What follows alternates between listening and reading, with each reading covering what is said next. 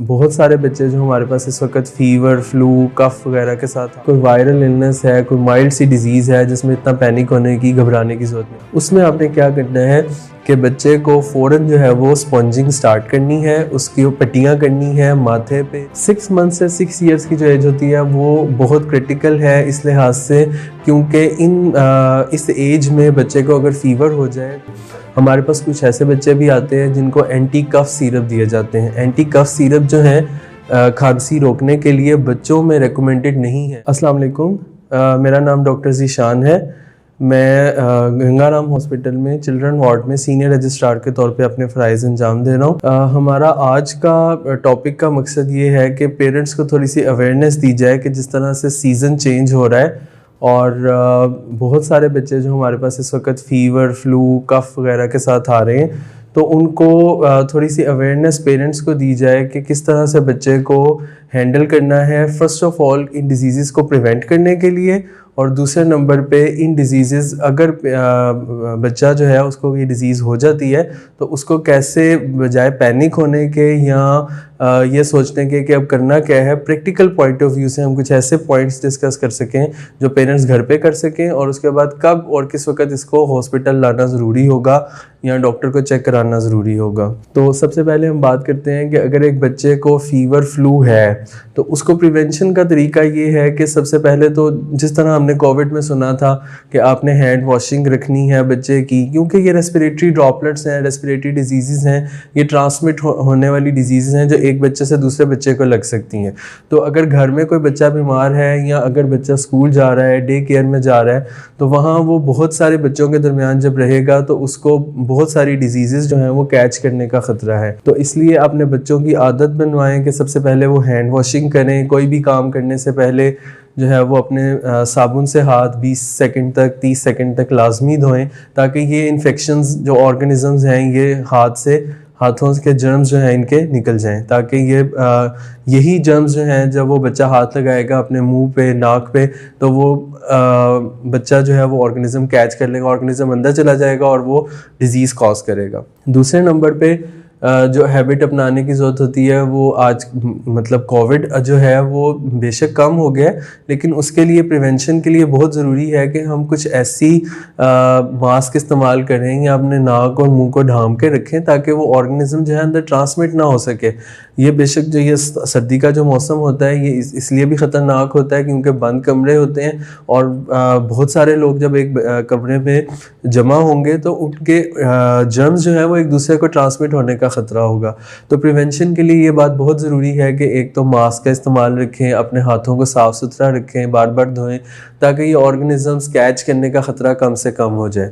अब हम आते हैं उस चीज़ के बारे में कि अगर एक बच्चे को ये डिज़ीज़ लग गई है, अगर उसे फ़ीवर हो गया है, फ्लू हो गया है, कफ हो गया है, तो उसमें पैनिक होने की ज़रूरत नहीं है, उसके अंदर परेशान होने की ज़रूरत नहीं है कि अब हम क्या करें, इसको किस तरह से करें। कुछ प्रैक्टिकल पॉइंट ऑफ व्यू से बातें करेंगे कि हमने अब असल में करना क्या है अगर बच्चे को फ़ीवर हो जाए। 6 मंथ से 6 ईयर्स की जो एज होती है वो बहुत क्रिटिकल है इस लिहाज से, क्योंकि इस एज में बच्चे को अगर फ़ीवर हो जाए तो खुदा न खास्ता फेब्राइल फिट्स होने का ख़तरा होता है। फेब्राइल फिट्स हम कहते हैं कि अगर एक बच्चे को 100 से ऊपर फ़ीवर है और उसके बाद से झटके लगना शुरू हो गए हैं तो ये बड़े ख़तरनाक बात होती है। तो इसलिए अपने पास एक थर्मामीटर रखें, बच्चे का फ़ीवर बार बार चेक करें। फ़ीवर बच्चों में 100 से कम अगर हो तो वो इतना नुकसानदेह नहीं होता, तो आपने बार बार बुखार चेक करना है थर्मामीटर से। अगर बुखार 100 से कम रहता है तो इसका मतलब है कि कोई वायरल इलनेस है, कोई माइल्ड सी डिजीज़ है जिसमें इतना पैनिक होने की, घबराने की ज़रूरत नहीं है। अगर खुदा न खास्ता फ़ीवर 100 से ऊपर जाता है, 100 डिग्री फ़ारेनहाइट से, तो इसका मतलब ये है कि बच्चे को सीवियर इलनेस होने का ख़तरा है। उसमें आपने क्या करना है कि बच्चे को फ़ौरन जो है वो स्पॉन्जिंग स्टार्ट करनी है, उसकी पट्टियाँ करनी है माथे पे, चेहरे पे, उसके सीने पे, पेट पे, टांगों पे, पूरे जिस्म पे पट्टियाँ करनी है, क्योंकि हमारा पूरा बॉडी सरफेस एरिया इन्वॉल्व होता है, तो हमें पूरे जिस्म पे पट्टियाँ करनी पड़ेंगी, सिर्फ माथे पे नहीं, ठीक है। तो उससे हमने इसका बुखार जो है वो 100 से कम रखना है ताकि इससे झटके लगने के चांसेस काफ़ी हद तक कम हो जाएं। उससे अगर बुखार नहीं उतरता तो बेशक सादे पानी से बच्चे को नहला दें ताकि उसका बुखार कम हो जाए, क्योंकि हमारा प्राइमरी इलनेस ये है कि अगर बुखार ज़्यादा रहेगा तो फिर उसको ज़्यादा कॉम्प्लिकेशंस होने का ख़तरा है। तो पहले नंबर पे तो थर्मामीटर रखें अपने पास, उसका बुखार चेक करें, 100 से कम रखें, अगर 100 से कम नहीं है, ज़्यादा है, तो फिर उसे स्पॉन्जिंग करें, पट्टियाँ करें, पैनाडोल दें। पैनाडोल एक सेफ़ ड्रग है बच्चों में जो आप 4 से 6 घंटे के बाद दे सकते हैं। तो आप उसका बुखार जो है सबसे पहले नंबर पे उसको कम रखें। दूसरे नंबर पे अगर बच्चा फीवर, फ्लू, कफ के साथ आया है तो हमारा बेसिक पॉइंट ऑफ व्यू ये होता है कि कोई ऐसी हार्मफुल मेडिसिन ना दी जाए जो बच्चे को फ़ायदा देने की बजाय ज़्यादा नुकसान दे। हमारे पास कुछ ऐसे बच्चे भी आते हैं जिनको एंटी कफ सिरप दिए जाते हैं। एंटी कफ सिरप जो है खांसी रोकने के लिए बच्चों में रिकमेंडेड नहीं है, ख़ास तौर पे 4 साल से कम उम्र की एज में एंटी कफ सिरप जो हैं वो बच्चों में बिल्कुल भी रिकमेंडेड नहीं है।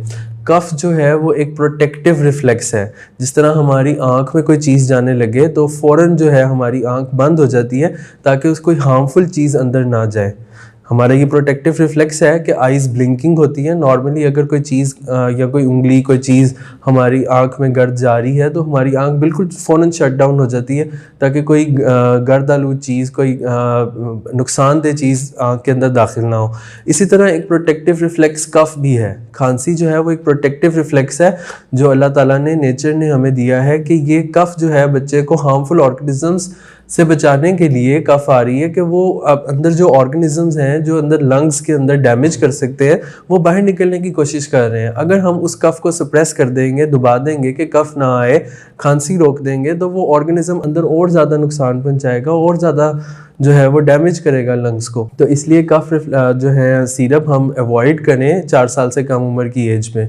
कुछ ऐसे कफ सिरप भी हैं जिनके अंदर उन्होंने अल्कोहल डाला होता है या कुछ ऐसी मेडिसिन डाली होती हैं जिससे बच्चा को नूदगी में जाने का ख़तरा होता है। बाज़ बच्चे तो अनकॉन्शियस हो जाते हैं, बिल्कुल आप ये समझ लें कि बेहोशी की हालत में चले जाते हैं। हमारे पास कुछ ऐसे केसेस भी आते हैं। तो हमारा जो मकसद है वो ये है कि हम ऐसी मेडिसिन को अवॉइड करें जिससे बच्चे को नुकसान होने का ख़तरा हो।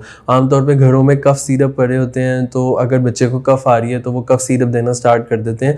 तो बिल्कुल भी डॉक्टर की प्रिस्क्रिप्शन के बगैर, उसकी हिदायत के बगैर आपने जो है वो कफ़ सिरप बच्चों को नहीं देने। तीसरे नंबर पे हमारे पास जो रैशनल यूज़ ऑफ एंटीबायोटिक्स, ये बहुत ज़रूरी है। आमतौर पे क्या होता है कि थोड़ा सा फीवर हुआ, थोड़ा सा फ्लू हुआ, एंटीबायोटिक स्टार्ट कर देते हैं बच्चे को। वो एंटीबायोटिक जो है उनके अपने बहुत से साइड इफ़ेक्ट्स हैं, तो आपने एंटीबायोटिक्स को अवॉइड करना है अनटिल एंड अनलेस के बहुत ज़रूरी इसकी इंडिकेशंस हों तो फिर आप स्टार्ट कर सकते हैं, वरना आम तौर पे एंटीबायोटिक्स को अवॉइड करना चाहिए। वायरल इलनेस होती है, वायरस के लिए एंटीबायोटिक्स की ज़रूरत नहीं होती। तो वायरल इलनेस को प्रिवेंट करने के लिए हमें जो है वो सपोर्टिव मैनेजमेंट होती है, जिसमें आप ये समझ लें कि फ़ीवर अगर हो रहा है तो उसको पैनाडोल दे दी, स्पॉन्जिंग कर ली। अगर फ्लू हो रहा है तो उसको थोड़ा सा जैसे विक्स लगा लेते हैं। तो ये इस तरह की सेफ़ रेमेडीज़ कर सकते हैं, लेकिन जो हार्मफुल रेमेडीज़ हैं घर पे वो बिल्कुल अवॉइड करनी चाहिए। ठीक है, तो एंटीबायोटिक का रैशनल यूज़ होना चाहिए। हमारे यहाँ एंटीबायोटिक ऐसे इस्तेमाल हो रही है जैसे आम खाना इस्तेमाल हो रहा है, कि मतलब जैसे ही बच्चे को थोड़ा सा फ्लू हुआ, कोई भी एंटीबायोटिक घर में पड़ी है वो दे दी कि जी इससे ठीक हो जाएगा। तो इससे आपने ज़रा अवॉइड करना है, क्योंकि इसके साइड इफ़ेक्ट्स, हार्मफुल इफ़ेक्ट्स ज़्यादा आ रहे हैं बच्चों में, बजाय इसके कि हम उसे सिर्फ सपोर्टिव मैनेजमेंट से ही ठीक कर लें। एक और पॉइंट ये है कि जब बच्चा कौन सा ऐसी स्टेज होगी जिसमें बच्चे को फ़ौरन डॉक्टर को दिखाना पड़ेगा। तो थोड़ी सी हमारे पास ना कुछ डेंजर साइंस होते हैं जिसको हमने देखना है घरों में। अगर बच्चे को वो डेंजर साइंस आ रहे हैं तो हमें फ़ौरी तौर पे उसको जो है वो हॉस्पिटल या डॉक्टर के पास लेकर जाना पड़ेगा। एक डेंजर साइन उसके अंदर से होता है वॉमिट आउट एवरीथिंग, कि जो कुछ भी दे रहे हैं अगर वो वॉमिट करता जा रहा है तो ये जो है ज़रा ख़तरे वाली बात है। इसमें आपने बच्चे को घर पे नहीं रखना। दूसरे नंबर पे होता है can not take anything orally, कुछ भी मुँह से ले नहीं रहा, जो भी दे रहे हैं वो अवॉइड कर रहा है, कुछ खा पी नहीं रहा। बच्चों में शुगर लेवल जो है वो मेंटेन रखना होता है ख़ास लेवल पे। तो अगर बच्चा कुछ भी ऑरली नहीं ले रहा तो ये भी एक डेंजर साइन है। तीसरे नंबर पे फिट्स हैं। अगर बच्चे को झटके लग गए हैं तो वो घर पे मैनेज ना करें काइंडली, वो आपको हॉस्पिटल या किसी जो है मुस्तनद डॉक्टर के पास जाना पड़ेगा उसके इलाज के लिए। अगर हल्का सा बुखार है, स्पॉन्जिंग कर रहे हैं, वो आप घर पे कर सकते हैं। थोड़ा सा अगर फ्लू है उसको होम रेमेडीज से सही करने की कोशिश करते हैं तो वो भी बिल्कुल सेफ़ है।